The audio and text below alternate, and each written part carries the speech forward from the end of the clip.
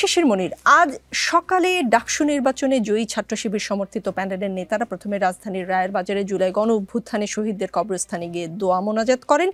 এরপর তারা রায়ের বাজারে শহীদ বুদ্ধিজীবী স্মৃতিসৌধে গিয়ে দোয়া মোনাজাত করেছেন। তারা কি সেখানে ৭১-এ শহীদ বুদ্ধিজীবীদের জন্য দোয়া করতে গেছেন নাকি ক্ষমা চাইতে গেছেন? তার আগে আসেন, আমি রমিন ফারহানা আপাকে ধন্যবাদ জানাচ্ছি যে অবজেক্টিভ হওয়ার জন্য। ওনার আজকের এই কথাটা ইজ ভেরি পজিটিভ এবং I am accepting her statement with good grace and also appreciating her. এই জন্য যে আসলে পরাজয় থেকে তো আপনাকে শিক্ষা নিতে হবে। আরেকজনের উইকনেসের উপর ভিত্তি করে তো আপনার স্ট্রেংথ ডেভেলপ করতে পারবেন না। You must stand on your own strength. আমি যদি আমার নিজের স্ট্রেংথের উপর দাঁড়াতে না পারি, আরেকজনের উইকনেসের উপর দাঁড়াতে যাই, সে যদি সবল হয়ে যায় তখন আমি কি করব? So that is the dichotomy in Dhaka University, also in Jahangirnagar University. আমি ছাত্রদলের ভাইয়েরাও কিন্তু আমাদের ছোট ভাই।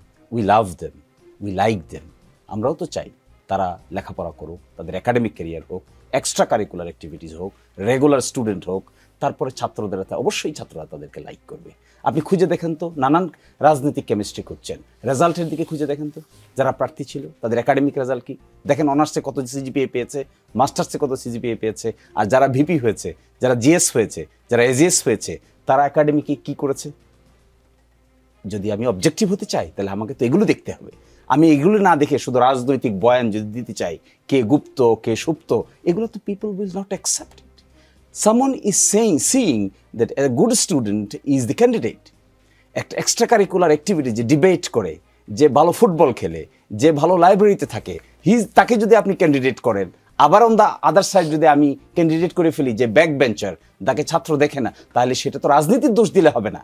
সেটা দেখতে হবে ছাত্র সংগঠনগুলোকে আমরা প্রপার ট্রেকিংয়ে রাখতে পারছি কিনা। এখান থেকে লেসন, শিবিরের জন্যও লেসন এবং এখান থেকে ছাত্রদলের জন্যও লেসন এবং বাম সকল সংগঠনের জন্য লেসন। কি lesson? We must be objective. জেনুইননেসটা বিল্ড আপ করতে হবে।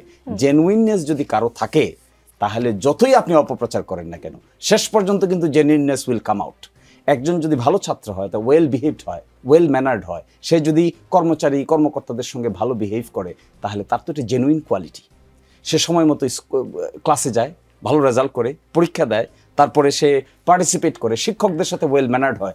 এই জেনুইন কোয়ালিটি আপনি উপ্ত গুপ্ত সুপ্ত নানান অভিযোগ দিয়ে কি ধামাচাপা দেওয়া যাবে? সেই জন্য আমি ছাত্রদলে কিন্তু অনেক ব্রিলিয়েন্ট ছেলেরা আছে, অত্যন্ত ভালো আমাদের ছোট ভাইয়েরা আছে। আমি আহ্বান জানাবো তাদেরকে, come to the regular activities of the university, includes academic activities, extra curricular activities. আমরা দেখেছি তো আমাদের সঙ্গে যে ছেলেটা ভালো ফুটবল খেলতো, আমরা তার প্রতি দুর্বল থাকতাম। আমাদের সঙ্গে খুব ভালো বিতার্কিক ছিল একজন, ডিউডিএসে বিতর্ক করতো, একটা ছাত্র সংগঠনের সঙ্গেও তার রিলেশন ছিল, কিন্তু আমরা তাকে অনেক বেশি লাইক করতাম বিকজ অফ হিজ ওরেটর, যে একটু ভালো বক্তা, এত সুন্দর পয়েন্ট মেক করে, পয়েন্ট অফ অর্ডারে দাঁড়িয়ে এত সুন্দর কথা বলে, মনে হয় যেন ডিউডিএসে পার্লামেন্ট বসিয়ে দিয়েছে। তো we like them irrespective what political party he belongs to. আমাদের ছাত্র সংগঠনগুলোর উচিত to concentrate on development of their qualities. আর যে কথাটা আপনি আমাকে প্রশ্ন করেছেন, আমি পরে নিচ্ছি, ওই প্রশ্ন আমার মাথায় আছে। আপনি পরামর্শ দিয়েছেন ছাত্রদলকে, শিবিরকেও দিয়েছেন। একটা কথা বলে আমি একটা প্রশ্ন করি। বিএনপির vice chairman doctor Asaduzzaman Ripon বলেছেন, ছাত্রলীগের সাথে তো শিবিরের একটা স্বাচ্ছন্দ্যের সম্পর্ক ছিল, দীর্ঘদিনের গুপ্ত বা গোপনীয় সম্পর্ক ছিল। ছাত্রলীগের যেহেতু এখন ভোট দেওয়ার কোনো বাক্স নাই, তারা তো শিবিরকে সাহায্য করবে। এস এম ফরহাদ তো ছাত্রলীগের পদধারী নেতা ছিলেন। আপনি বলছেন যারা ডিবেট করে, ফুটবল খেলে, তাদের প্রতি মানুষ আকৃষ্ট হয়। গত 15 বছর ছাত্রদলকে সেই সুযোগ পেয়েছে, ছাত্রদলকে জেল খাটতে হয়েছে, পালিয়ে থাকতে হয়েছে, তারা ক্যাম্পাসে প্রবেশ করতে পারে না, সময় মতো ক্লাসে যেতে বলেছেন, সময় মতো তারা কি করে ক্লাসে যাবে? অথচ এস এম ফরহাদের মতো যারা ছাত্রলীগের পেটের ভিতর ঢুকেছিল, তারা তো ঠিক মতো ক্লাস করতে পেরেছে। তিনি ডিবেটিং সোসাইটির বড় পদে, সম্ভবত সভাপতি ছিলেন একটা হলের, সেটাও করেছেন। সাদিক কায়েম কোন পলিটিক্স করেন এটা কেউ জানতোই না এইবার আসলে আপনাদের প্যানেল প্রকাশের আগে। তাহলে আপনি কি করে ছাত্রদলকে ফুটবল খেলতে বলেন, ক্লাস করতে বলেন? তাহলে তো আপনি একটা দীনতার কথা বলছেন।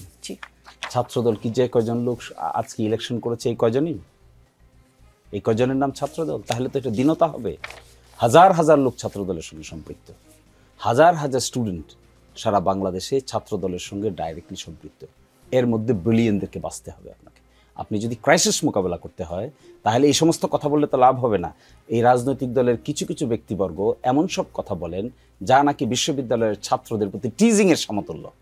বিশ্ববিদ্যালয়ের ছাত্ররা ভোট দিচ্ছে, কাকে পছন্দ হবে তাকে দিবে, যাকে পছন্দ হয় না তাকে দিবে। আমি যদি গিয়ে বলি যে এটা হলো এই কারণে দিয়েছে, এটা হলো গুপ্ত, এটা হলো সুপ্ত, তাহলে যে যে যে গার্ল তার ভোট নিজে স্বেচ্ছায় সজ্ঞানে কাস্ট করেছে তিনি ইনসাল্টেড হবেন না? যে বয় নিজে স্বেচ্ছায় সজ্ঞানে 8টা থেকে লাইনে দাঁড়িয়ে তার ভোটটা কাস্ট করেছে তাকে আপনি ইনসাল্ট করছেন না?